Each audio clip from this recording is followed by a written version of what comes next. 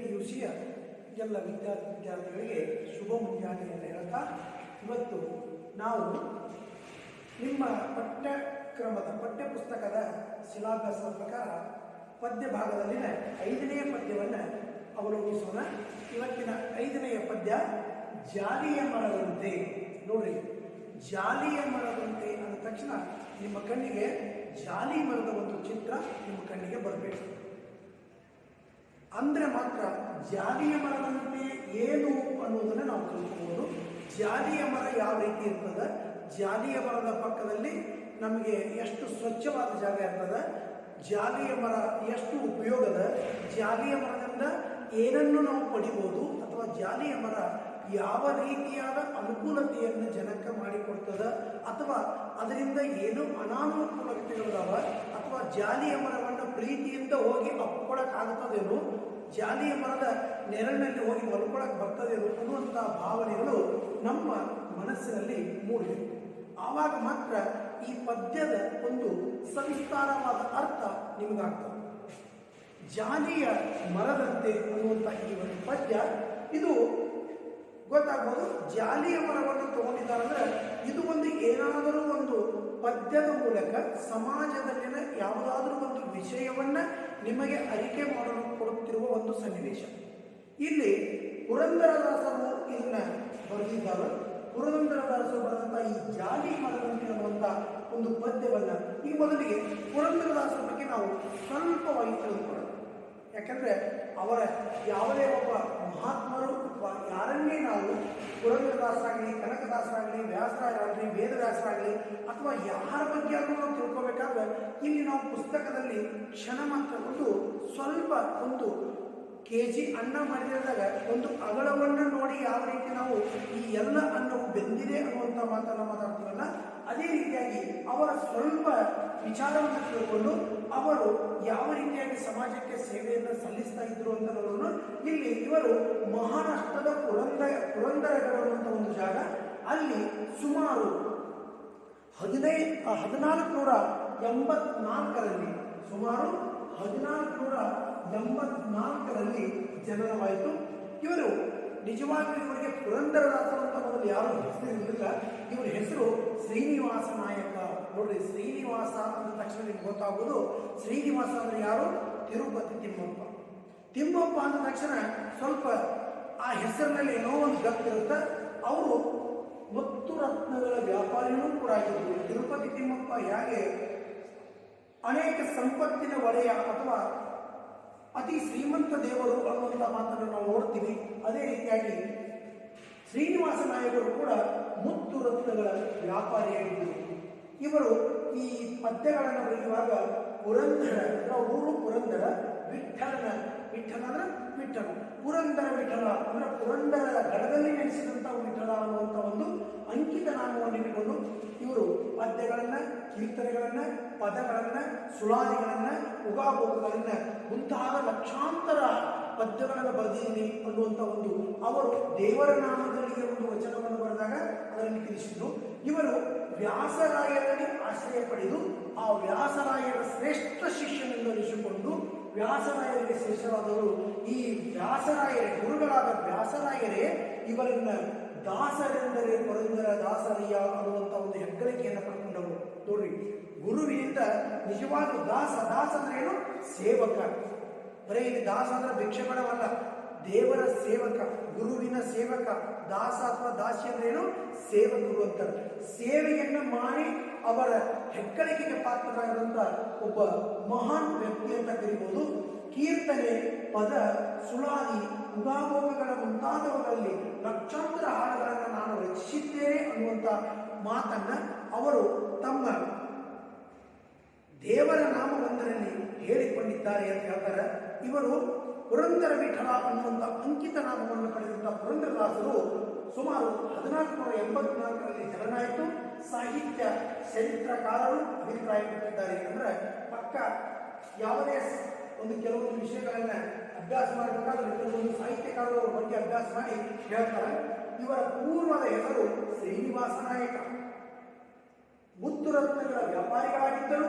ಇವರು ಐತಾಸ್ ಐಕಾಸಕ್ತಿಗಳಲ್ಲಿ ವೈರಾಗ್ಯ ಉಂಟಾದ ಕಾರಣ ತಮ್ಮ ಸಮಸ್ತ ಐಶ್ವರ್ಯವನ್ನು ದಾನ ಮಾಡಿ ಹರಿದಾಸರಾದರು.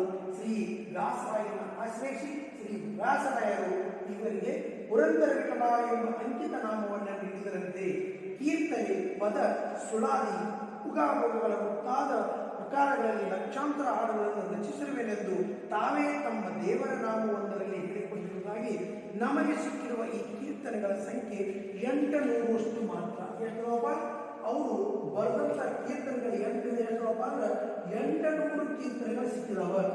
ಅವರು ಬರೆದದ್ದು ಲಕ್ಷಾಂತರ, ಆದ್ರೆ ಈ ಅಭ್ಯಾಸ ಮಾಡುವಂಥ ಸಾಹಿತ್ಯಕಾರರು ಅಥವಾ ಸಂಶೋಧನಾಕಾರರಿಗೆ ಅವರು ಬರೆದಂಥ ಕೇವಲ 800 ಕೀರ್ತನೆಗಳು ಅವರ ಕೈ ಸಿಕ್ಕವ.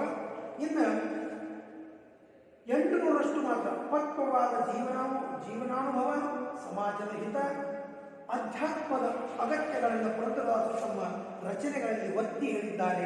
ಇವರ ಕೀರ್ತನೆಗಳು ಕರ್ನಾಟಕ ಸಂಗೀತವನ್ನು ಪ್ರಜ್ವಲಗೊಳಿಸಿದ್ರಿಂದ ಇವರಿಗೆ ಏನಂದರೆ ಕರ್ನಾಟಕ ಸಂಗೀತದ ಪಿತಾಮಹ ಅಂತ ನೋಡಿ. ಅವರು ಎಲ್ಲಿ ಮಹಾರಾಷ್ಟ್ರ, ಎಲ್ಲಿ ಹಂಪೆಯಲ್ಲಿ ಬಂದು ಪುರಂದರ ವ್ಯಾಸರಾಯರಲ್ಲಿ ಶಿಷ್ಯರಾಗಿ ಕರ್ನಾಟಕ ಸಂಗೀತವನ್ನ ಒಂದು ಉನ್ನತ ಮಟ್ಟಕ್ಕೆ ತಗೊಂಡು ಹೋದಂಥ ಇವರ ಕೀರ್ತನೆಗಳಿಂದ ಇವರಿಗೆ ಹೇಳಿದ್ರು ಕರ್ನಾಟಕ ಸಂಗೀತದ ಪಿತಾಮಹ ಅಂತ ಕರೀತಾರೆ. ಅಷ್ಟೇ ಅಲ್ಲ, ದಾಸರೆಂದರೆ ಪುರಂದರ ದಾಸರಯ್ಯ ಅನ್ನುವಂಥ ಒಂದು ಹೆಗ್ಗಳಿಕೆಯನ್ನ ತನ್ನ ಗುರುಗಳಾದ ವ್ಯಾಸರಾಯಿಂದ ಪಡೆದುಕೊಳ್ತಾರೆ. ಇಲ್ಲಿ ಇವರು ಶ್ರೀಮಂತರು, ತುಂಬಾ ಶ್ರೀಮಂತರು, ಆದರೆ ಜಿಪುಣರು.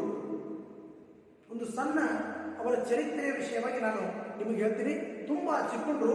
ಆದ್ರೆ ಇವನು ನೋಡಿ, ಯಾವಾಗ ದೇವರು ಇಲ್ಲ ಅನ್ನೋನಿಗೆ ಪರೀಕ್ಷೆಯನ್ನು ಒಡ್ಡಿ ದೇವರು ನಾನು ಇದ್ದೀನಿ ಅಂತ ಪ್ರೂವ್ ಮಾಡ್ತಾನಂತ. ಯಾಕಂದ್ರೆ ಅವ್ರು ಹೆಂಗಿರ್ತದ, ದೇವ್ರಿಗೂ ಕೂಡ ಈಗ ನೀವು ದೇವರನ್ನು ನಂಬಿರಿ ಅಂದ ತಕ್ಷಣ ದೇವರು ಅವನು ನನ್ನ ಭಕ್ತ ಅಂತಿರ್ತಾರಂತ. ಯಾರು ದೇವರ ಕಡೆ ಒಲವಿಲ್ಲ, ನನ್ನ ದೇವರು ಇಲ್ಲ ಅಂತಾರಲ್ಲ, ಅವನಿಗೆ ಏನಾದರೂ ಒಂದು ಸಾಕ್ಷಾತ್ಕಾರವನ್ನು ತೋರಿಸಿ ದೇವರು ತನ್ನ ಒಂದು ಹಂತವನ್ನೇ ಶ್ರೇಷ್ಠ ಭಕ್ತನಾಗುವುದು ಗ್ಯಾರಂಟಿ.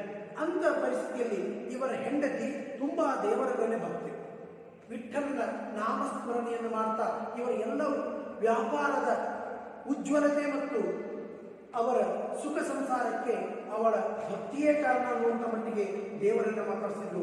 ಆದ್ರೆ ದೇವರು ಅವ್ರ ಮನೆಗೆ ಹೋದಾಗ ಏನೋ ಭಿಕ್ಷುಕರ ರೂಪದಲ್ಲಿ ಹೋಗ್ತಿದ್ದ, ಅವ್ರು ಏನಾದರೂ ತಿನ್ನಲಿಕ್ಕೆ ಕೊಡ್ತಿದ್ಲು. ಆದ್ರೆ ಇಲ್ಲಿ ಅವರು ವ್ಯಾಪಾರ ಮಾಡುವ ಮುತ್ತಿನ ಅಂಗಡಿಯ ಹತ್ತಿರ ಬಂದಾಗ ಯಾರಿಗೂ ₹1 ಕೊಡದಂತ ಪುರಂದರದಾಸರು ಶ್ರೀನಿವಾಸರಾಯ ಅಂತ ಶ್ರೀನಿವಾಸರು. ಯಾಕಂದ್ರೆ ನಾವು ಅಂತೀವಿ ಮಾರವಾಡಿಯವರು ದುಡ್ಡು ದಾನ ಮಾಡುವುದಿಲ್ಲ ಅಂತ ಹೇಳ್ತೀವಿ, ಅದು ನಾವು ನೋಡಿಲ್ಲ. ಆದ್ರೆ ಅಂತಾರೆ ಜೈನ ದಾನ ಮಾಡುವುದಿಲ್ಲ ಅಂತ ಹೇಳ್ತಾರೆ, ಏನೋ. ಆದ್ರೆ ಇಲ್ಲಿ ಒಂದು ದಿನ ವಿಠ್ಠಲ ಒಬ್ಬ ಭಿಕ್ಷುಕನ ರೂಪದಲ್ಲಿ ಬಂದು ನನ್ನ ಮಗಳ ಮದುವೆಗೆ ಹಣ ಬೇಕಾಗಿದೆ, ನನಗೇನಾದರೂ ದಾನ ಮಾಡಿ ಅಂತ ಬಂದಾಗ ಅವರು ಅವಳನ್ನು ಬೈದು ಕಳಿಸ್ತಾರೆ. ಶ್ರೀನಿವಾಸ ನಾಯ್ಕರು ನಿಮಗೆ ದುಡಿದು ತಿನ್ನಕ್ಕೆ ಏನಾಗ್ತದೆ, ಎಲ್ಲದಕ್ಕೂ ಕಾರಣ ಹುಡ್ಕೊಂಡು ಬರ್ತೀರಿ ಅಂತಂದಕ್ಕೆ ಅವಾಗ ಶ್ರೇಷ್ಠ ಭಕ್ತನಾದ ಅವರ ಹೆಂಡತಿಯ ಹತ್ತಿರ ಆ ವಿಠ್ಠಲ ಪಾಂಡುರಂಗ ಒಂದು ಭಿಕ್ಷುಕನ ವೇಷದಲ್ಲಿ ಹೋಗಿ ತನ್ನ ಕಷ್ಟವನ್ನು ತೋಡ್ಕೊತಾನೆ. ಆ ಕಷ್ಟವನ್ನು ತೋಡ್ಕೊಂಡಾಗ ಎಲ್ಲವನ್ನೂ ವಸ್ತ್ರ, ವೈಡೂರ್ಯ, ಹಣವನ್ನೆಲ್ಲ ಲಾಕರ್ನಲ್ಲಿ ಇಟ್ಟು ಬರುವಂಥ ಈ ಪುರಂದರ ಶ್ರೀನಿವಾಸ ನಾಯಕರು ಅವ್ರು ಹೇಳ್ತಾರೆ, ನನಗೆ ನಿಮ್ಮ ಹತ್ರ ಕೊಡ್ಲಿಕ್ಕೆ ಏನೂ ಇಲ್ಲ ಅಂತ ಹೇಳಿದಾಗ ಆ ಭಿಕ್ಷುಕನ ರೂಪದಲ್ಲಿದ್ದಂಥ ವಿಠ್ಠಲ ಹೇಳ್ತಾನೆ, ನಿನ್ನ ಮೂಗಿನಲ್ಲಿರುವ ನತ್ತನ್ನು ಕೊಟ್ಟ ಸಾಕು, ನಾನು ಮಾರಿ ನನ್ನ ಮಗಳ ಮದುವೆಯನ್ನು ಮಾಡ್ಕೊತೀನಿ ಅಂತ. ಅವಾಗ ಹೌದಲ್ಲ, ನನ್ನ ಮೂಗಿನಲ್ಲಿ ನತ್ತೈತಿ, ನಾನು ಗಂಡಗೆ ಏನಾದರೂ ಕಳೆದು ಹೋಯ್ತು ಅಂತೇಳಿ ಸುಳ್ಳು ಹೇಳ್ಬೋದು, ಅದಕ್ಕೆ ನೀನು ತಗೊಂಡು ಹೋಗು ಅಂತಾರೆ. ನೋಡಿ, ಕೃಷ್ಣ ಅದನ್ನು ತಗೋತಾನೆ. ವಿಷ್ಣು ಪರಮಾತ್ಮ ವಿಠ್ಠಲ ರೂಪ ಭಿಕ್ಷುಕನಾಗಿ ಬಂದಂತಿದ್ದ ಆ ಕೃಷ್ಣ ಅದನ್ನು ತಗೋತಾನೆ. ತಗೊಂಡೋಗಿ ಏನು ಹೋಗ್ತಾನೆ, ಸೀದಾ ಅದನ್ನು ಮಾರಾಕ ಮತ್ತು ಶ್ರೀನಿವಾಸ ನಾಯಕನ ಮನೆಗೆ ಹೋಗ್ತಾನೆ. ಆ ಅಂಗಡಿಗೆ ಹೋದಾಗ ಶ್ರೀನಿವಾಸ ನಾಯಕ ಅದನ್ನು ನೋಡ್ತಾನೆ. ನೋಡಿದ ತಕ್ಷಣ ಅವ್ರಿಗೆ ಗೊತ್ತಾಗ್ತದೆ, ಇದು ನನ್ನ ಹೆಂಡತಿಯ ಮೂಗಿನಲ್ಲಿರುವ ಮೂಗಿನ ನತ್ತು, ಇದನ್ನು ನೀವು ಯಾರು ಕೊಟ್ಟರು ಅಂತ ಕೇಳಿದಕ್ಕೆ ಅವ್ರು ಹೇಳ್ತಾನೆ, ಯಾರೋ ಭಕ್ತರು ಕೊಟ್ಟರು, ಅದಕ್ಕೆ ತಗೊಂಡಾಗ ಈಗ ಬಂದೆ ಅಂತ ಕುಳಿತು ಗಡಬಡಿ ಹಿಂದೆ ಏನೋ ಕಂಡ್ರೆ ಮನೆಗೆ ಹೋಗ್ತಾನೆ. ಮನೆಗೆ ಹೋಗಿ ಹೆಂಡತಿ ಕೇಳ್ತಾನೆ, ನೀವು ನತ್ತೆಲ್ಲಿ? ಅವಳು ಹೇಳ್ತಾಳೆ, ಒಳಗಡೆ ಸ್ನಾನ ಮಾಡುವಾಗ ಮುಚ್ಚಿತ್ತು ತೆಗೆದಿಟ್ಟೀನಿ, ಹಂಗಾದ್ರೆ ತಗೊಂಡು ಬಾ ಅಂತಾನೆ. ಅದನ್ನ ಅಲ್ಲೇ ಡ್ರಾದಾಗ ಇಟ್ಟು ಬಂದಿರ್ತಾನೆ, ಯಾವುದು ನತ್ತನೆ. ಇಲ್ಲಿ ತಗೊಂಡು ಬಾ ಅಂತಾನೆ. ತಗೊಂಡು ಬಾ ಅನ್ನೋದಕ್ಕೆ ಅವಳು ಒಳಗೆ ಹೋಗಿ ತನ್ನ ಉಂಗುರದಲ್ಲಿರುವಂಥ ವಜ್ರವನ್ನು ಕುಟ್ಟಿ ಗಂಡನ ಮುಂದೆ ಜೀವ ಕೊಡಬೇಕಂತೇಳಿ ಒಂದು ಗ್ಲಾಸಲ್ಲಿ ಅದನ್ನು ಹಾಕ್ಕೊಂಡು ಕುಡಿಬೇಕು ಅನ್ನೋದ್ರೊಳಗೆ ಆ ಗ್ಲಾಸಲ್ಲಿ ಏನಾದರೂ ಒಂದು ಸೌಂಡ್ ಬರ್ತದೆ, ಟನ್ ಅಂತೇಳಿ ಬಿದ್ದಂಥದ್ದು. ಒಳಗಡೆ ನೋಡ್ತಾಳೆ, ಅದನ್ನು ತೆಗೆದು ನತ್ತಿರ್ತದೆ. ಆ ನತ್ತನ್ನು ಉಚ್ಚಿ ತಂದು ಕೊಡ್ತಾಳೆ. ಅವನಿಗೂ ಆಶ್ಚರ್ಯ ಆಗ್ತದೆ. ಇವಳ ಕೈನಲ್ಲಿ ಒಂದು ನತ್ತು, ಅವಳು ಅಲ್ಲಿ ಅಂಗಡಿನಲ್ಲಿ ಒಂದು ನತ್ತು, ಇದನ್ನು ತಗೊಂಡು ಓಡಿರ್ತಾರೆ, ಅದನ್ನು ತಗೊಂಡು ಓಡಿರ್ತಾರೆ, ಎರಡು ನತ್ತು. ಅವಾಗ ಬಂದು ಕೇಳ್ತಾನೆ, ನಿನ್ನ ಹತ್ರ ಯಾರು ಬಂದಿದ್ರು? ಇಲ್ಲ, ಯಾರೋ ಒಬ್ಬರು ಭಿಕ್ಷುಕ ಬಂದಿದ್ದ, ಅದಕ್ಕೆ ನಾನು ನತ್ತನ್ನು ಕೊಟ್ಟದ್ದು ಕರೆನ, ಅದು ನನ್ನ ವಿಷ ಸೇರಿಸುವಾಗ ಆ ನತ್ತು ನನ್ನ ಗ್ಲಾಸಲ್ಲಿ ಬಿತ್ತು, ನಾನು ತಗೊಂಡೆ. ಅವಾಗ ಹೇಳ್ತಾನೆ, ಬೇರೆ ಯಾರೂ ಅಲ್ಲ, ಬಂದಂಥವನು ವಿಠ್ಠಲನೇ, ಬಂದಂಥವನು ವಿಠ್ಠಲನೇ ಅನ್ನುವಂಥ ಮಾತಲ್ಲಿ ಆವಾಗ ಆವತ್ತಿಗೆ ಈ ಐಹಿಕವಾದ ಸುಖ ಭೋಗಗಳು ಇಲ್ಲ, ನಿಜವಾಗಿ ನಾನು ಪರಮಾತ್ಮನನ್ನು ಕಾಣಬೇಕು, ನನಗೆ ಈ ಯಾವ ಜೀವನದ ಯಾವ ಭೋಗಗಳು ಬೇಡ, ಈ ಸುಖ ಸಂಪತ್ತು ಬೇಡ ಅಂತೇಳಿ ಇರುವಂಥ ಎಲ್ಲ ತನ್ನ ಆಸ್ತಿಯನ್ನ ಮುತ್ತು ರತ್ನ ಬಂಗಾರವನ್ನ ಬೀದಿಯಲ್ಲಿ ನಿಂತು ದಾನ ಮಾಡಿ ತನ್ನ ಮಗ ಮತ್ತು ಹೆಂಡತಿಯನ್ನು ಕರ್ಕೊಂಡು ಹಂಗೆ ವಿಠ್ಠಲನ ಜ್ಞಾನ ಮಾಡ್ತಾ ಪಂಢರಪುರ ಹೀಗೆ ಬಂದು ಕರ್ನಾಟಕದಲ್ಲಿ ಬಂದು ಆವಾಗ ಸಾಮ್ರಾಜ್ಯದ ಇಲ್ಲಿ ವಿಜಯನಗರಕ್ಕೆ ಬಂದು ಆ ಹಂಪೆಯಲ್ಲಿ ವ್ಯಾಸರಾಯರಿಗೆ ಶರಣಾಗಿ ಅವರ ಆಶ್ರಯ ಪಡೆದು ಅವರ ಶಿಷ್ಯರಾಗ್ತಾರೆ. ಇಂಥ ಒಂದು ಮಹಾನ್ ವ್ಯಕ್ತಿ ತನಗೆ ಜೀವನದಲ್ಲಿ ಏನೇನು ಮಾಡಬೇಕು, ಏನು ಜೀವನದಲ್ಲಿರುವಂಥ ತೊಡರುಗಳು ಯಾವುವು, ಜೀವನದಲ್ಲಿರುವಂಥ ದುರ್ಜನ ಮತ್ತು ಸಜ್ಜನರ ಸಂಘದಿಂದ ಏನಾಗ್ತದೆ, ಜೀವನದಲ್ಲಿ ಮನುಷ್ಯನಿಗೆ ಏನು ಬೇಕು, ಸಜ್ಜನರ ಸಂಘ ಬೇಕು ಅಥವಾ ದುರ್ಜನರ ಸಂಘ ಬೇಕು ಅನ್ನುವಂಥ ಮಾತನ್ನು ಅವರು ಹೇಳಿ ಜಗತ್ತಿಗೆ ಒಳ್ಳೆಯದನ್ನು ಸಾರಿ ಹೋದಂಥ ಈ ಪುರಂದರದಾಸರು 1564ರಲ್ಲಿ ಪುಷ್ಯ ಬಹುಳ ಅಂದರೆ ಪುಷ್ಯ ಪೌಷ ತಿಂಗಳ ಬಹುಳ ಶುಕ್ಲ ಪಕ್ಷದ ಅಮಾವಾಸ್ಯೆ, ಬಹುಳ ಕೃಷ್ಣ ಪಕ್ಷದ ಅಮಾವಾಸ್ಯೆಯ ದಿನ, ಶುಕ್ಲ ಪಕ್ಷದ ಅಮಾವಾಸ್ಯೆ, ಬಹುಳ ಅಮಾವಾಸ್ಯೆಯ ದಿನ ವೈಕುಂಠವಾಸವನ್ನು ನೋಡಿ. ವೈಕುಂಠ ಅಂದ್ರೇನು? ವಿಷ್ಣುವಿನ ಒಂದು ಮಹಾನ್ ಕ್ಷೇತ್ರ. ನಾವು ಸತ್ತ ನಂತರ ಮಣ್ಣ ಹಾಕಿರುವ ನಾವೇನಂತೀವಿ, ತೀರ್ಕೊಂಡ್ರು ಅಂತೀವಿ. ಅದು ನೋಡಿ, ಅವರಿಗೆ ವೈಕುಂಠವಾಸ ಅಂದರೆ ಸಾಕ್ಷಾತ್ ಕೃಷ್ಣನೇ ಅವರ ಆತ್ಮಗಳನ್ನು ಕಳ್ಕೊಂಡು ಹೋದ ಅನ್ನುವಂಥ ಮಟ್ಟಿಗೆ ಹೇಳ್ತಾರೆ. ಇಂತಹ ಪುರಂದರದಾಸರು ಸಮಾಜ ವಿಮರ್ಶೆಯನ್ನು ಕುರಿತು ರಚಿಸಿದಿರುವ ಬಹುಪಾಲು ಕೀರ್ತನೆಗಳಲ್ಲಿ ಅನೀತಿ ನೋಡ್ರಿ, ನೀತಿ ಅಂದ್ರೆ ಏನು? ಒಳ್ಳೆಯ ನಡವಳಿಕೆ ಅಥವಾ ಒಳ್ಳೆಯ ಬದುಕಿನ ಸಾರ, ಅನಾಚಾರ, ಆಚಾರಗಳು, ಒಳ್ಳೆಯ ವಿಚಾರಗಳನ್ನಿಟ್ಟುಕೊಳ್ಳದ ಬದುಕುತ್ತಾ ಸುಳ್ಳು, ಕಪಟ, ಗೂಟಾಟಿಕೆ ಅಂದ್ರೆ ಬಣ್ಣ ಬದಲಾಯಿಸೋದ್ರಲ್ಲಿ ಎಲ್ಲರ ಹತ್ರ ಸುಳ್ಳು ಹೇಳ್ಕೊಂಡು ಅವ್ರಿಗೊಂಥರ ಇವ್ರಿಗೊಂಥರ ಹೇಳಿ ನಾಟಕೀಯವಾಗಿ ಬದುಕೋದು, ಡಾಂಬಿಕತೆ, ಇದು ಪಕ್ಕ ಒಂದು ವೇಷ ಬದಲಿಸಿಕೊಂಡು ಬದುಕುವಂತ, ಒಳಗಡೆ ಇರುವುದೇ ಬೇರೆ ಹೊರಗಡೆ ಇರುವುದೇ ಬೇರೆ, ಇದು ಡಾಂಬಕ ಕಟುವಾಗಿ ಟೀಕಿಸಿದ್ದಾರೆ. ಸತ್ಯ, ಧರ್ಮ, ನೈಜ ನೀತಿ, ಜೀವನ ನಿಷ್ಠೆ, ಪ್ರಾಮಾಣಿಕತೆಯ ಮೌಲ್ಯಗಳನ್ನು ಅನುಸರಿಸಿ ಬದುಕುತ್ತಿರುವುದರಿಂದಲೂ ದುರ್ಜನರಿಗೆ ಸಿಗುವ ಪ್ರಾಶಸ್ತ್ಯವನ್ನು ಪ್ರಸ್ತುತ ಕೀರ್ತನದಲ್ಲಿ ಲೇವಡಿ ಮಾಡಿದ್ದಾರೆ. ನೋಡ್ರಿ, ಸಮಾಜದಲ್ಲಿ 1500 ಇಸ್ವಿಯಲ್ಲಿ ಅವತ್ತು ಸಮಾಜದಲ್ಲಿ ಅನಾಚಾರಿಗಳು, ಕಪಟ ಜನರು, ಸುಳ್ಳು ಮೋಸಗಳನ್ನು ಹೇಳಿ ಬದುಕುವವರಿಗೆ ಹೆಚ್ಚು ಬೆಲೆ ಅದ ಅಂತ ಹೇಳಿದ್ದು ಇವತ್ತು 100ಕ್ಕೆ 100 ಅಲ್ಲ 100ಕ್ಕೆ 200% ಸತ್ಯ ಆಗಿದೆ. ಸತ್ಯ ಹೇಳೋರಿಗೆ ಯಾರು ಇಲ್ಲ, ಒಳ್ಳೆಯವರಿಗೆ ಸ್ನೇಹಿತರಿಲ್ಲ, ಗುಟ್ಕಾ ಮಾವ ತಿನ್ನೋರಿಗೆ ಸ್ನೇಹಿತರು ಜಾಸ್ತಿ, ಆಡಂಬರದ ಫ್ಯಾಷನ್ ಮಾಡೋರಿಗೆ ಸಮಾಜದಲ್ಲಿ ಕಿಮ್ಮತ್ತು ಹೆಚ್ಚು ಅನ್ನೋದನ್ನು ಆವತ್ತು ಸಾರಿ ಹೇಳಿದ ಪುರಂದರದಾಸರು ಇವತ್ತು ನಾವು 100ಕ್ಕೆ 100 ಅಲ್ಲ 100ಕ್ಕೆ 200% ನಾವು ನಿಜವಾಗಿ ಕಾಣ್ತಾ ಇದ್ದೀವಿ. ಸಮಾಜಕ್ಕೆ ನಿಷ್ಪ್ರಯೋಜಕರಾದವರನ್ನು ಜಾಲಿಯ ಮರಕ್ಕೆ ಹೋಲಿಸುವುದು ಔಚಿತ್ಯಪೂರ್ಣವಾಗಿದೆ. ಔಚಿತ್ಯಪೂರ್ಣ ಅಂದರೆ ಪೂರ್ತಿಯಾಗಿ ಉಚಿತವಾದದ್ದು, ಅಂದರೆ ಒಂದು ಅವ್ರು ಮಾಡಿದ್ದು ಕರೆಕ್ಟ್ ಐತಲ್ಲ. ಈ ಹೋಲಿಕೆ ಹಿಂದೆ ಮುಳ್ಳಾಗಬೇಡ ಹೂವಾಗು ಎಂಬ ಆಶ್ರಯ ಇರುವುದನ್ನು ಗಮನಿಸಲಿ. ಪುರಂದರದಾಸರ ಸಾಮಾಜಿಕ ಕಳಕಳಿ, ನೀತಿ ಬೋಧೆಯು ಸತ್ವ ಅರಿವಾಗುವುದು. ನೋಡ್ರಿ, ಸಮಾಜಕ್ಕೆ ಒಂದು ಹೂವಾಗು, ಎಂಥ ಒಳ್ಳೆಯ ಗಿಡದಲ್ಲಿ ಒಂದು ಹೂ ಹಚ್ಚಿದ್ರು ಕೂಡ ನೋಡೋರ ಕಡೆಗೆ ಸುಂದರವಾಗಿ ಕಾಣ್ತದೆ, ಹೌದಿಲ್ರಿ? ನೀವು ಎಂಥ ಒಳ್ಳೆಯ ಗಿಡದಾಗದ ಆ ಒಂದು ಬಡಿ ಪಾಪಾಸ ಕಲೆಯಲ್ಲಿ ಅಥವಾ ಬಡಿಗಳಲ್ಲಿ ಒಂದು ಹೂ ಹತ್ತಿರ್ತದೆ, ಅದನ್ನು ಕೂಡ ಮನುಷ್ಯ ನೋಡಿ ಸುಖ ಪಡ್ತಾನೆ. ಕ್ಯಾಕ್ಟಸ್ ಹೂ ನೋಡಿರ್ತಾರೆ, ಬ್ಯಾಕ್ಟರಿ ತರ ಬರ್ತದೆ, ಅದು ನೋಡಕ್ಕೆ ಕೆಟ್ಟ ಚಂದ ಇರ್ತದೆ, ಮುಂದೆ ಹೂ ಇರ್ತದೆ, ಇಟ್ಟದಕ್ಕೆ ಹಿಂದಕ್ಕೆ ಅಂಥದನ್ನು ನೋಡಿ ಸುಖ ಪಡ್ತಾನೆ. ಅದಕ್ಕೆ ನೀನು ಎಲ್ಲೇ ಇದ್ರೂ ಕೂಡ ಹೂವಾಗಿ ಬದುಕು ಮುಳ್ಳಾಗಬೇಡ ಅನ್ನುವಂಥ ಮಾತನ್ನ ಇಲ್ಲಿ ಪುರಂದರದಾಸರು ಹೇಳ್ತಾರೆ. ಅದೇ ರೀತಿಯಾಗಿ ಅವರು ಸಮಾಜದ ಅನೇಕ ಧೋರಣೆಗಳನ್ನ ಈಗ ನಮ್ಮ ಜೊತೆ ಹಂಚ್ಕೊಳಕ ವಿಚಾರ ಮಾಡ್ತಾರೆ. ಏನಂತಾರೆ, ಸಮಾಜದಲ್ಲಿ ಅಪಾತ್ರರಾದವರಿಗೆ ದೊರೆಯುತ್ತಿರುವ ಮಹತ್ವ ಗೌರವಗಳು ಸತ್ಪಾತ್ರರಿಗೆ ದೊರೆಯುತ್ತಿಲ್ಲ. ನೋಡಿ, ಒಳ್ಳೆಯ ಜನಕ್ಕೆ ರೆಸ್ಪೆಕ್ಟ್ ಅನ್ನೋದಿಲ್ಲ, ಗೌರವ ಇಲ್ಲ. ಆದರೆ ಕೆಟ್ಟ ಜನಕ್ಕೆ ನಿಮ್ಮ ಮುಂದೊಂದು ಅವ್ರ ಮುಂದೊಂದು ಹೇಳಿ ತಮ್ಮ ಕೆಲಸವನ್ನು ಸಾಧಿಸಿಕೊಂಡು ಹೋಗೋರಿಗೆ ನಾವು ಬರೆಯವರೇ. ನೋಡಿ, ಒಬ್ಬ ವ್ಯಕ್ತಿ ಸಮಾಜದಲ್ಲಿ ನಿಮಗೆ ಒಳ್ಳೆಯ ಗುರುಸ್ಥಾನದಲ್ಲಿ ನಿಂತ್ಕೊಂಡು ನಿಮಗೆ ಒಳ್ಳೆಯ ಶಿಕ್ಷಣವನ್ನು ಕೊಡ್ತಾನೆ, ಅವನನ್ನು ನಾವು ನಂಬುವುದಿಲ್ಲ.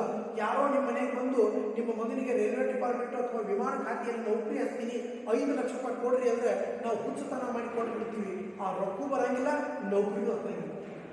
ಭಾರತದ ಒಂದು ಸೇನೆಯಲ್ಲಿ ಇವತ್ತು ಯಾವುದೇ ಹಣವಿಲ್ಲ. ನೀವು ಇವತ್ತು ಹೇಳ್ತೀನಿ, ನೀವು ಸೆಕೆಂಡರಿ ಪಾಸ್ ಆಗಿ ಹೋಗ್ಬಿಡ್ತಾರೆ, ಯಾವುದೇ ಹಣ ಕೊಡೋದಿಲ್ಲ. ಆದ್ರೆ ಹಣ ನೀವು ಕೊಡ್ತೀರಿ ಬೇರೆದವರಿಗೆ, ದಲಾಲ್ಗೆ ಕೊಡ್ತೀರಿ. ಆ ದಲಾಲರ ಒಳಗಡೆ ಲಿಂಕ್ ಇಲ್ಲ. ಅಲ್ಲಿ ಪಾಸ್ ಆಗಿರೋ ಲಿಸ್ಟನ್ನು ನೋಡಿ ನಿಮ್ಮದು ನಾಮ ಮಾಡಿ ದುಡ್ಡು ಕೊಡ್ರಿ ಅಂತ ಹೇಳ್ತಾರೆ. ಫೇಲ್ ಆಗಲಿಲ್ಲ ಅಂದ್ರೆ ನಾನು ಸಾಹೇಬರಿಗೆ ಹೇಳಿನಿ, ನೆಕ್ಸ್ಟ್ ಚಾನ್ಸ್ದಾಗ ಮಾಡಿಸೋದು ಅಂತ ಹೇಳ್ತಾರೆ. 3-4 ಲಕ್ಷ ರೂಪಾಯಿ ದುಡ್ಡನ್ನು ಕೊಟ್ಟು ನೀವು ಇವತ್ತು ಆರ್ಮಿ ಸೇರ್ಕೊಳ್ತಾ ಇದ್ದೀರಿ.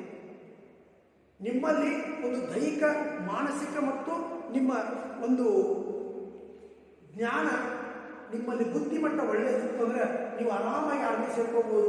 ಅದೇ ರೀತಿ ನೀವು ಶಕ್ತಿ ಬಲವನ್ನು ವೃದ್ಧಿಗೊಳಿಸ್ಕೊಳ್ಳಿ ಅನ್ನುವಂಥ ಮಾತು ಇಲ್ಲಿ ನಾವು ಹೇಳಬೇಕಾಗ್ತದೆ. ಜಾಲಿಯ ಮರವು ನೆರಳಲ್ಲ ಎಂಬ ಜಾನಪದರು ಹಾಡಿದ್ದಾರೆ. ನೋಡಿ, ಜಾನಪದ ಸಾಹಿತ್ಯದಲ್ಲಿ ಹೇಳ್ತಾರೆ, ಜಾಲಿಯ ಗಿಡವು ಮರವಲ್ಲ, ಜಾಲಿಯ ಗಿಡವು ಮರವಲ್ಲ ನನ್ನ ಗೆಳತಿ, ಮದುವೆಯಾದ ಮಗಳು ಮನೆಗೆ ಏನಲ್ಲ ಸಿರಿ ಅಲ್ಲ ಬಂದು ನಿಲ್ಬಾರ್ದು ಅಂತ. ಮದುವೆಯಾದ ಹೆಣ್ಮಗಳು ಬಂದ ತವ್ರ ಮನೆಗೆ ನಿಲ್ಬಾರ್ದು ಅಂತ ಅದಕ್ಕೆ ರೆಸ್ಪೆಕ್ಟ್ ಇರೋದಿಲ್ರಿ. ನೋಡ್ರಿ, ಯಾವ ಅಣ್ಣ ಅತ್ತಿಗೆ ಮದುವೆ ಆಗೋಕ್ಕಿಂತ ಮೊದಲು ಯಾವ ಹುಡುಗಿಯನ್ನ ನಮ್ಮ ಮಗಳ ಸಮಾನ ಅಂತ ನೋಡ್ಕೊಂಡು ಅಪ್ಕೊಂಡು ಮಾತಾಡ್ತಿರ್ತಾರೆ.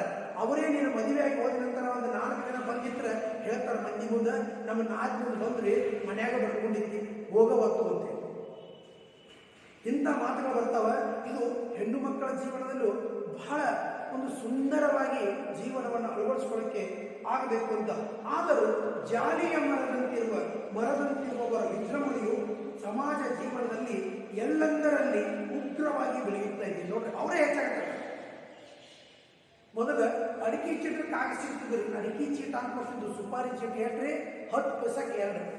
ಅವು ಎಲ್ಲ ಕಡೆ ಕಾಣ್ತಿದ್ವು. ಯಾಕಂದ್ರೆ ಕೇವಲ ಒಳ್ಳೆಯ ಅಡಿಕೆಗಳನ್ನ ಅದಕ್ಕೆ ಸ್ವಲ್ಪ ಸಕ್ಕರೆ ಮಿಕ್ಸ್ ಮಾಡಿ ಕೊಡ್ತಿದ್ರು, ಅದರಿಂದ ಯಾವ ಎಫೆಕ್ಟು ಇರಲಿಲ್ಲ.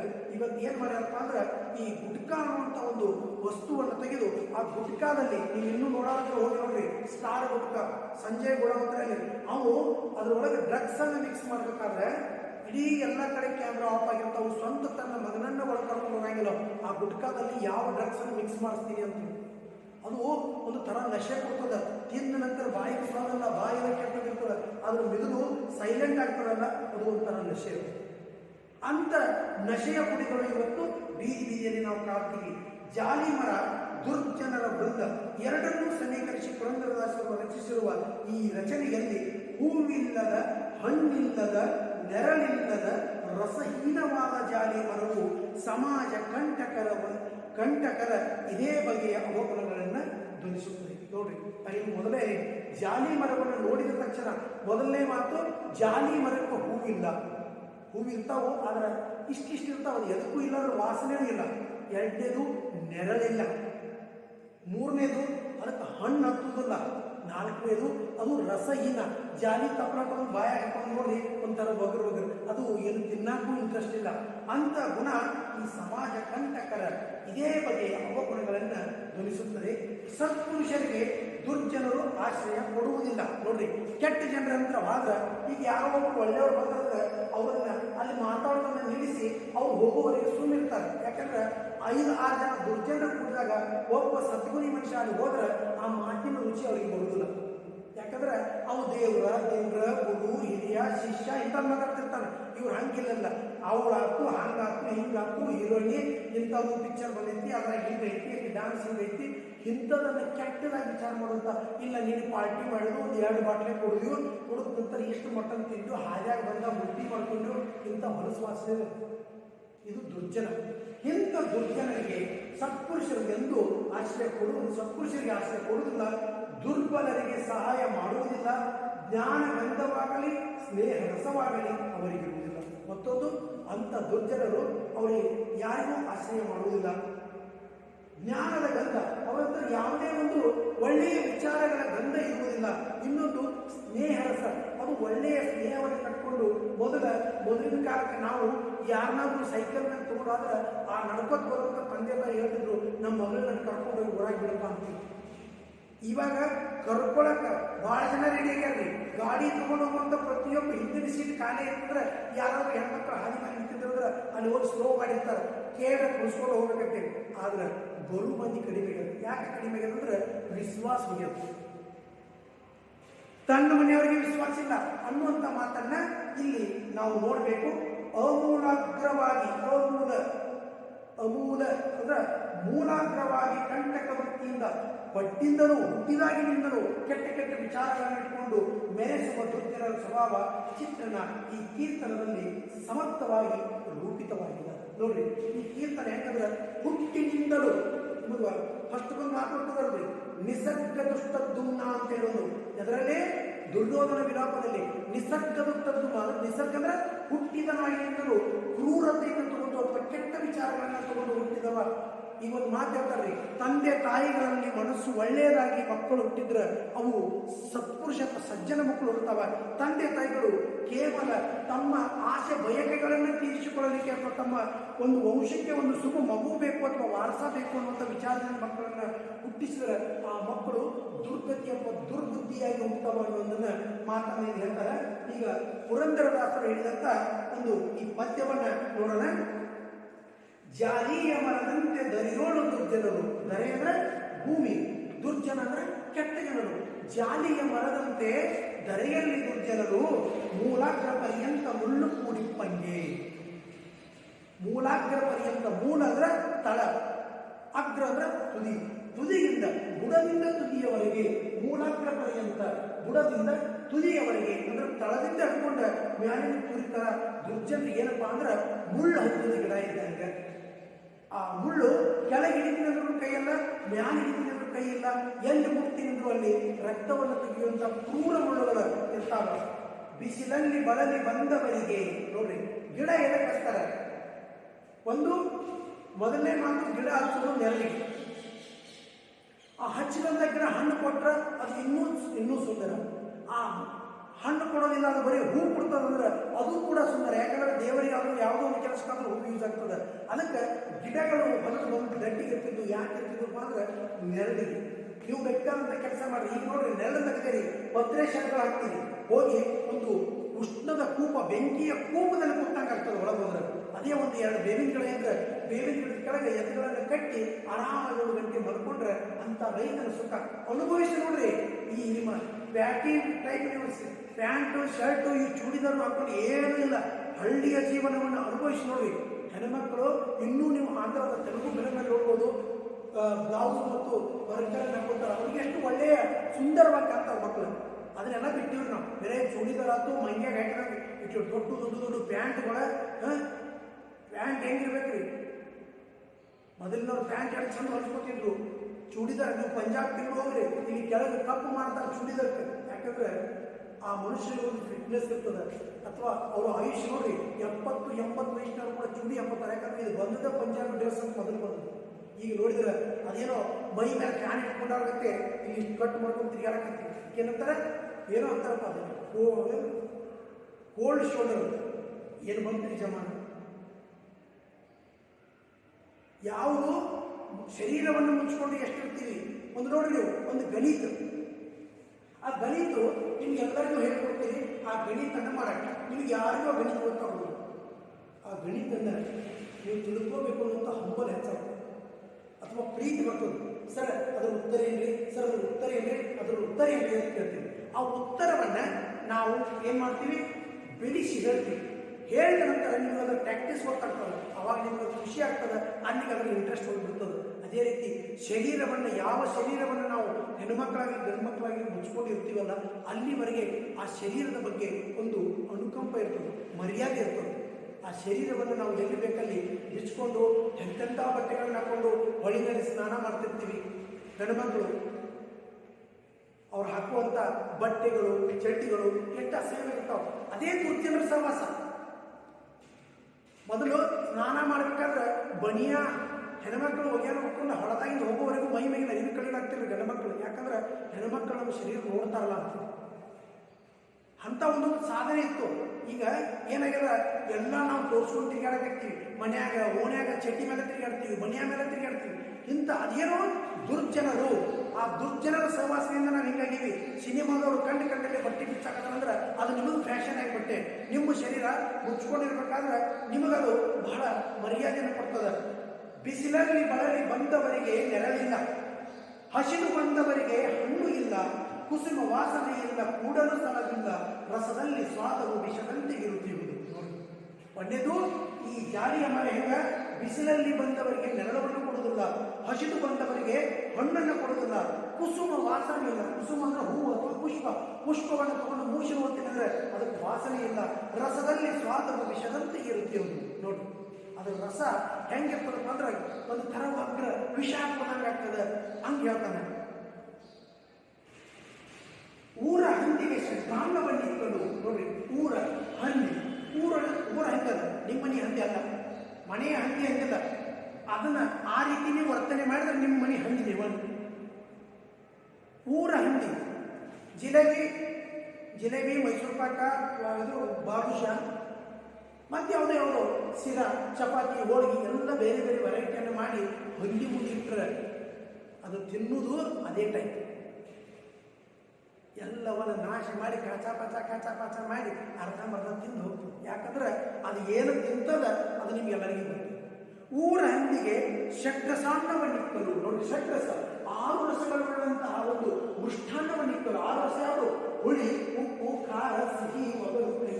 ಇವು ಎಲ್ಲ ರುಚಿಗಳನ್ನು ರುಚಿಯಾದಂಥ ಎಲ್ಲ ವಸ್ತುಗಳನ್ನು ಮುಂದಿಟ್ಟರೆ ನಾರುವ ದುರ್ಗಂಧ ಬಿಡುಬಲ್ಲದೆ. ನೋಡಿ, ಅದರ ವಾಸನೆ, ಅದು ನಾರು, ಅದೇನೋ ವಾಸನೆ ಬೀರು. ಅದು ಹತ್ತಿರ ಬಂದ್ರೆ ನೀವು ಏನು ಹೇಳಿದ್ರು ಅದು ಮತ್ತೆ ಮನಚಾಗ ವಾಸ ಮಾಡೋದು. ಹಂಗೆ ನಿಮ್ಮ ತಂದೆಯವರು ಎಂಥದೇ ಒಂದು ಒಳ್ಳೆಯ ಬಟ್ಟೆ ತಗೊಂಡು ಬಾ ಅಂತಂದ್ರೆ ತಂದೆ ತಾಯಿನೂ ಹಂಗಾಗ್ಯಾರ. ಯಾಕಂದ್ರೆ ತಾಯಿಯವರ ಮಾಡಿದಂಥ ತಂದೆ ಮಾಡಿದಂಥ ಫ್ಯಾಷನ್ ತಂದೆಗೆ ಹೇಳೋದಿಲ್ಲ, ತಂದೆ ತಾಯಿಗೆ ಹೇಳೋದಿಲ್ಲ. ಇದು ಸರಿ ಅನಿಸ್ಬೇಕು, ಇದು ನನಗೆ ಮಾತ್ರ ಚಂದ ಕಾಣುವಂಗೆ ಮಾಡ್ಕೋ, ಇಡೀ ಊರಿಗೆಲ್ಲ ಕಾಣುವಂಗೆ ಮಾಡ್ಕೋಬೇಡ ಅನ್ನೋಂಥ ಶಬ್ದವನ್ನು ಯಾವ ತಂದೆಯೂ ಯೂಸ್ ಮಾಡ್ತೀವಿ. ಒಂದು ಕೆಟ್ಟ ಭಾಷೆಯಲ್ಲಿ ಹೇಳ್ತೀರಿ. ನೀವು ಸಮಾಜದಲ್ಲಿ ಮುಂದೆ ಏಳಿಗೆ ಆಗಬೇಕಾದ್ರೆ ಅಥವಾ ಸಮಾಜದಲ್ಲಿ ಒಂದು ಮಾದರಿಯಾಗಿ ಬದುಕಬೇಕಾದ್ರೆ ಇಂಥ ಹಾಡುಗಳನ್ನು ಅಥವಾ ಇಂಥ ಕೀರ್ತನೆಗಳನ್ನು ಇಂಥ ಪದಗಳನ್ನು ಕೇಳಿಕೊಂಡು ನೀವು ಬದುಕಬೇಕು. ಯಾಕಂದ್ರೆ ವಯಸ್ಸು ನಿಮಗೆ ಅಷ್ಟೇ ಬಂದಿಲ್ಲ. ಇಲ್ಲಿ ಎಷ್ಟು ಜನ ಅದಾರಲ್ರಿ, ಭೂಮಿ ಮೇಲೆ ಒಬ್ಬ ಜೀವಿ ಅವನು ಹುಟ್ಟಿದ ಡೇಟ್ 0 ಹಿಡ್ಕೊಂಡು ಸಾಯುವರೆಗೂ ಅವನಿಗೆ ಎಲ್ಲ ವಯಸ್ಸಿನ ಹಂತಗಳು ಬಂದು ಹೋಗ್ಯಾವ. ಹಂತದಲ್ಲಿ ನಿಮಗೊಬ್ಬರಿಗೆ ಶ್ರೇಷ್ಠ ವಯಸ್ಸು ಬಂದಿಲ್ಲ. ಆ ಕಾಮ ಕ್ರೋಧಾದಿಗಳು ನಿಮಗಷ್ಟೇ ಇಲ್ಲ. ಅವುಗಳನ್ನು ಶಾಂತ ಮಾಡಿ ಸಾಧನೆಗೆ ಮುಂದಾಗಬೇಕು ಅನ್ನುವಂಥ ಮಾತನ್ನು ನಾನಿಲ್ಲಿ ಹೇಳಕ್ಕೆ ಇಷ್ಟಪಡ್ತೀನಿ. ಊರ ಹಂದಿಗೆ ಜ್ಞಾನವನ್ನಿಕ್ಕಲು 6 ಬಗೆಯ ಒಂದು ರಸರುಚಿಗಳನ್ನಿಕ್ಕರೂ ಕೂಡ ನಾರುವ ದುರ್ಗಂಧ ಬೆಳಗೊಳ್ಳುವುದೇ. ಘೋರ ಪಾಪಿಗೆ ತತ್ವಜ್ಞಾನವ ಕೇಳಲು ಕೂರ ಕರ್ಮವ ಬಿಟ್ಟು ಸುಜನನಾಗುವನೇ. ನೋಡಿ, ಘೋರ ಪಾಪ ಈ ಕಟುಕದ ಕಸಾವಂತಿರು ಅವನು ಉದ್ಯೋಗ ಏನಪ್ಪ ಅಂದ್ರೆ ದಿನ ಮಾಂಸ ಮಾಡುವುದು. ಅವನಿಗೆ ದಿನ ಬಸವಣ್ಣವ್ರ ವಚನ, ಪುರಂದರದಾಸರ ತತ್ವಗಳನ್ನು, ಕನಕದಾಸರ ಹಾಡುಗಳನ್ನು ಹೇಳಿದ್ರೆ ಅವನು ತನ್ನ ಉದ್ಯೋಗವನ್ನು ಬಿಡುವುದಿಲ್ಲ. ಅವನು ಬೇಕಾದ್ರೆ ಅದನ್ನು ಮೊಬೈಲ್ದಾಗ ಹಾಕ್ರಿ, ಅದನ್ನು ಹಾಕಿ ಕೊಡ್ರಿ, ಅವನು ಒಳ್ಳೆ ಹಾಡು ಚಲೋ ಇದೆ ಅಂತೇಳಿ ತನ್ನ ಅಂಗಡಿ ಒಳಗೆ ಇಟ್ಟುಕೊಂಡ್ರೆ ಹಾಡ ಕೇಳ್ತಾನೆ. ಆದರೂ ತನ್ನ ಮಾಂಸ ಕಡಿಯುವಂಥ ಉದ್ಯೋಗವನ್ನು ಬಿಡುವುದಿಲ್ಲ. ಘೋರ ಪಾಪಿ ಅಂದರೆ ಅತಿಯಾದ ಭಯಂಕರ ಕ್ರೂರ ಕೆಲಸವನ್ನು ಮಾಡುವಂಥ ಒಬ್ಬ ಪಾಪಿಗೆ ತತ್ವಜ್ಞಾನ, ಹಿತವಚನಗಳನ್ನು, ತತ್ವ ಪದಗಳನ್ನು ಹೇಳಿದರೆ ಅವನು ಕ್ರೂರ ಕರ್ಮ ಮಾಡುವುದನ್ನು ಬಿಟ್ಟು ಸುಜನನಾಗುವುದಿಲ್ಲ. ಕ್ರೂರ ಕರ್ಮವನ್ನು ಒಂದು ವೇಳೆ ಅವನು ಬಿಟ್ಟು ಸಜ್ಜನನಾದರೆ ಅವನೇ ಆಗಿದ್ದನು ವಾಲ್ಮೀಕಿ, ಅಂಗುಲಿಮಾಲ. ನೋಡ್ರಿ, ಇವರೆಂತ ಕರ್ಮರಿ. ವಾಲ್ಮೀಕಿ ಬೇಡರ ರತ್ನಾಕರ ಅನ್ನುವಂಥ ಒಬ್ಬ ವ್ಯಕ್ತಿ, ಅವನು ಕೊಲೆ ಮಾಡ್ತಿದ್ದಂತೆ. ಕೊಲೆ ಅಂದರೆ ಏನು? ಅವನು ಯಾವ ಕೆಲಸಕ್ಕಲ್ಲ, ಬೆಳ್ಳಿ ಬಂಗಾರವನ್ನು ದೋಚೋದಕ್ಕೆ. ಯಾಕಂದ್ರೆ ಅರಣ್ಯ ಮಾರ್ಗವಾಗಿ ಹಾಯ್ಬೇಕಾಗಿತ್ತು, ಅವಾಗಿನ ಬಸ್ಗಳಿರಲಿಲ್ಲ. ಬಂದವರನ್ನು ಕೊಲೆ ಮಾಡಿ ಆ ಬೆಳ್ಳಿ ಬಂಗಾರವನ್ನು ತಕೊಂಡು ಹೋಗಿ ಅದು ರಾಜಮಾರ್ಗದಲ್ಲಿ ಹೋಗಿ ರಾಜ್ಯದಲ್ಲಿ ಮಾರಿ ತನ್ನ ಹೆಂಡತಿ ಮಕ್ಕಳಿಗೆ ಎಲ್ಲವನ್ನು ತಂದು ಕೊಡ್ತಿದ್ದಂತೆ. ಅಂಥವ ನಾರದ ಮುನಿಗಳು ಕೇಳಿದಾಗ ಅವನು ಸಜ್ಜನನಾಗಬೇಕಾದ್ರೆ ನಾಲ್ಕು ಮುನಿಗಳವರಿಗೆ ದಾರಿಯನ್ನು ತೋರಿಸಿದರು. ಅವನು ಎಷ್ಟು ಪಾಪ ಮಾಡಿದ್ದ ಬೇಡ ರತ್ನಾಕರ ಅಂದ್ರೆ ಈ ಬಿದಿರಿನಿಂದ ಮಾಡಿದಂಥ ಹೂಜಿಗಳು ಅಂತ ಬರ್ತಾವೆ ಹಳೆಯ ಕಾಲದಾಗ. ಈ ಆ ಧಾನ್ಯಗಳನ್ನೆಲ್ಲ ಈಗ ನೀವು ತಗಡಿನ ಡಬ್ಬಿ ತರಕತ್ತಿರಲ್ಲ, ಅದಕ್ಕೆ ಸಣ್ಣ ಗಾಳಿ ಆಡೋದು ಓಡ್ಬಿಡ್ತೀರಿ. ತಗಡಿನ ಡಬ್ಬಿ ಈಗ ನುಸಿನ ಹಾಕತ್ತಾವ, ಹೊಲಸು ಹಾಕತ್ತಾವ ಕಾಲ. ಆ ಗಾಳಿ ಆಡುವಂಥ ಒಂದು ವ್ಯವಸ್ಥೆ ಮಾಡೋದು ಅಂಥದ್ರಲ್ಲಿ ಒಂದು ಕೊಲೆ ಮಾಡಿದ್ರೆ ಒಂದು ಹಳ್ಳು ಬಿತ್ತಿದಂಥವು, ಒಂದು ಹಳ್ಳನ್ನು ಒಗಿತಿದ್ದಂಥ. ಒಂದು ಕೊಲೆ ಮಾಡಿದಪ್ಪ ಇವತ್ತಂದ್ರೆ ಒಂದು ಹಳ್ಳು ಬಿದ್ದಿದ್ದ. ದಿನಕ್ಕೆ ಸುಮಾರು 5 ರಿಂದ 10 ಕೊಲೆಗಳನ್ನು ಮಾಡ್ತಿದ್ದ. ಅವನು ಯಾವಾಗ ಸಜ್ಜನನಾಗಬೇಕಾಗಿತ್ತು ಅಂತಹ 7 ಹೂಜಿಗಳನ್ನು ತುಂಬಿದ್ದಂತಹ ಕಾರಣದಿಂದ ಅಂಥ ಘೋರ ಪಾಪಿಗೂ ಕೂಡ ಒಬ್ಬ ನಾರದನಂತ ಸಜ್ಜನನ ಸತ್ಪುರುಷನ ಮಾತಿನಿಂದ ಶ್ರೀರಾಮನ ಧ್ಯಾನವನ್ನು ಮಾಡುತ್ತಾ ಒಬ್ಬ ವಾಲ್ಮೀಕಿ ಅನ್ನುವಂಥ ಒಬ್ಬ ಶ್ರೇಷ್ಠ ವ್ಯಕ್ತಿಯಾಗಿ ರಾಮಾಯಣವನ್ನು ಬರೆದ ಅಂಥ ಸಜ್ಜನರ ಮಾತಿನಿಂದ ತಪ್ಪು ಪದದಿಂದ ಬದಲಾದರೆ ನೀವು ಜೀವನದಲ್ಲಿ ಏನನ್ನೂ ಸಾಧಿಸಬಹುದು ಅನ್ನೋದನ್ನು ನಾನು ಹೇಳ್ತೀನಿ. ತನ್ನಿಂದ ಉಪಕಾರ ತೊಟಕಾದರೂ ಇಲ್ಲ. ತೊಟಕಂದ್ರೆ ನಾವೀಗ ಒಂದು ತುಟುಕು ನೀರು ಕೊಡ್ತೀವಿ, ತುಟುಕಂದ್ರೆ ಏನು ಸ್ವಲ್ಪ. ತನ್ನಿಂದ ಉಪಕಾರ ತೊಟಕಾದರೂ ಇಲ್ಲ ಬೆನ್ನಾರದ ಮಾತಿಗೆ ಕೊನೆ. ನೋಡ್ರಿ, ಈಗ ನಾನು ಹೇಳಿದೆ ಚಂಬಾಟಕ್ಕೆ ಮಾಡ್ತೀನಿ, ನಾಳೆ ಬಾ ನಕ್ಕಿ 10,000 ಕೊಡ್ತೀನಿ, ಮನೆಗೆ ಮಾತ್ರ ಇಲ್ಲ, ಫೋನ್ ಸ್ವಿಚ್ ಆಫ್ ಮಾಡ್ಕೊಂಡು ಹೋಗ್ಬಿಟ್ಟಿರ್ತಾನೆ. ಉಪಕಾರ ಮಾಡಂಗಿಲ್ಲ. ಆದ್ರೆ ವಯ್ಯಾರದ ಮಾತುಗಳು, ಸೋಗ ಹಾಕಿದ ಮಾತು ಭಾಳ, ಮತ್ತೊಬ್ಬರನ್ನ ಹಾಸ್ಯ ಮಾಡಿ ಜೀವನವನ್ನು ನೋಡುವಂಥ ಮಾತುಗಳು ಭಾಳ. ಅನ್ನಕ್ಕೆ ಸೇರದ ಪುಣ್ಯ ಮಾನವರಂತೆ ಇನ್ನಿವರ ಕಾರ್ಯವು ಹೊಂದರಬೇಕು. ನೋಡಿ, ಅನ್ನಕ್ಕೆ ಸೇರಿದ ಪುಣ್ಯ ಮಾನವರಂತೆ, ಎಲ್ಲಿ ಆಹಾರವನ್ನು ಹೋಗಿ ಚೆಲ್ತೀವಿ ಅಲ್ಲಿ ಬಂದು ಪುಣ್ಯ ಅಂದ್ರೆ ನಾಯಿಗೆ ಬಂದು ತಿಂದು ಮಾತ್ರ ಹೋಗುವಂಥ ಜನ ಇನ್ನಿವರ ಕಾರ್ಯವು ಹೊಂದಿರಲಿಲ್ಲ. ಇವರ ಕೆಲಸ ಏನಪ್ಪ ಅಂದ್ರೆ ಸ್ವಾರ್ಥಕ್ಕಾಗಿ ಏನು ಲಾಭ ಸಿಗ್ತದೆ ಆ ಲಾಭವನ್ನೇ ಮಾತ್ರ ಪಡೆಯಲು ಬಂದಂಥ ಪುಣ್ಯಗಳು ಅಂತ. ನೋಡ್ರಿ, ದುರ್ಜನರನ್ನ ನಾಯಿ ಸಮಾನ ಮಾಡ್ತಾನೆ. ಯಾರಾದ್ರೂ ಈಗ ಎಷ್ಟೋ ಜನ ನೋಡಿ ಹೋದ ತಕ್ಷಣ ಅಕ್ಷತೆ ಬೇಕು ತಿಂತೀವಿ, ಅಕ್ಷತೆ ಹಾಕೋದಿಲ್ಲ, ಊರು ಚೆನ್ನಾಗಿತ್ತು ಹೊರಗೆ ಊಟ ಮಾಡ್ಕೊಂಡು ನಡಿ. ಪುಣ್ಯಗಳು ಅಂತ ವಿಚಾರವನ್ನು ಇಟ್ಕೊಂಡು ಆದವರು ಪುಣ್ಯಗಳು, ನಾಯಿಗಳು ನೀವು ಅನ್ನುವಂಥ ಮಾತನ್ನ ಪುರಂದರದಾಸರು ನಮ್ಗೆ ಹೇಳ್ತಾರೆ. ನೀವು ನಾಯಿಗಳು ಅಂತೇಳಿ ಹೇಳ್ತಾರೆ. ಯಾಕಂದ್ರೆ ನಾಯಿ ಯಾರ ಮನೆಯ ಅನ್ನ ಅಂತ ಗೊತ್ತಾ ಇಲ್ಲ, ಯಾರು ಯಾವ ಜಾತಿಯವ್ರು ಮಾಡಿದ ಅಂತ ಗೊತ್ತಿಲ್ಲ. ಆದ್ರೂ ಹಕ್ಕಿದ್ದನ್ನ ಬಂದು ನೆಲಕ್ಕೆ ಹಾಕ್ರಿ, ಕಲ್ ಮೇಲೆ ಹಾಕ್ರಿ, ತಿಂದು ತಿಂದು ಹೋಗಿರ್ತದೆ. ಅದೇ ರೀತಿ ನಮ್ಮಿಂದ ಅಲ್ಲಿ ಏನಾದರೂ ಸಹಾಯ ಅಥವಾ ಏನಾದರೂ ಕೆಲಸ ಅಥವಾ ಏನಾದರೂ ಒಂದು ಗೆಳೆಯನ ಮನೆಗೆ ಹೋಗಿದ್ದೀವಿ, ಅವನಲ್ಲಿ ಏನಾದರೂ ಒಂದು ಒಳ್ಳೆಯದಿಲ್ಲ, ಅವನ ಜೊತೆ ಇಟ್ಕೊಂಡು ಅವನು ಕೊನೆ ಅಕ್ಷತೆ ನೋಡಿಲ್ಲ, ಬರೀ ಅದು ಸ್ಪ್ರೇ ಹೊಡೆದನೆ, ಫೋಟೋ ತಕ್ಕೊನೆ, ಮೊಬೈಲ್ದಾಗ ತಕ್ಕೊನೆ, ಆ ಮದುವೆಗೆ ಬಂದವರು ಬೇರೆದವ್ರ ಫೋಟೋ ತಕ್ಕೊನೆ, ಆ ಹೆಣ್ಮಕ್ಳ ಫೋಟೋ ತಕ್ಕೊನೆ, ಹೆಣ್ಮಕ್ಳು ಗಣಮಕ್ಳ ಬಗ್ಗೆ ಮಾತಾಡಿದೆ. ಇಂಥ ದುರ್ಜನರನ್ನ ಈ ಸಮಾಜದಿಂದ ಹೊಡೆದೋಡಿಸುವಂತ ಹೇಳಿ ಪುರಂದರವಿಠಲರನ್ನ ಪ್ರಾರ್ಥಿಸಿಕೊಳ್ತಾರೆ. ಈ ಪಾಠ ನಿಮಗೆ ಒಳ್ಳೆಯ ಮಾರ್ಗವನ್ನು ಅಥವಾ ನಿಮ್ಮ ಜೀವನದಲ್ಲಿ ಒಂದು ಒಳ್ಳೆಯ ದಾರಿಯನ್ನು ತೋರಿಸಿಕೊಡೋದಕ್ಕೆ ಅನುಕೂಲವಾಗುತ್ತೆ. ಇದನ್ನು ಒಂದು ಸುಮಾರು 50 ರಿಂದ 60 ಜನರಲ್ಲಿ ಕೂಡ ಒಬ್ಬನಾದರೂ ಅಳವಡಿಸಿಕೊಂಡು ಹೋದರೆ ಅದು ಈ ನಮ್ಮ ಪಾಠವನ್ನು ಕಲಿಸಿದ ಮತ್ತು ಪಾಠವನ್ನು ಬರೆದ ಆ ಪುರಂದರವಿಠಲರಿಗೂ ಕೂಡ ಒಂದು ದೊಡ್ಡ ಗೌರವ ಕೊಡ್ತಕ್ಕಂತ ಹೇಳಿ ಈ ಪದ್ಯವನ್ನು ಮುಗಿಸ್ತೀನಿ.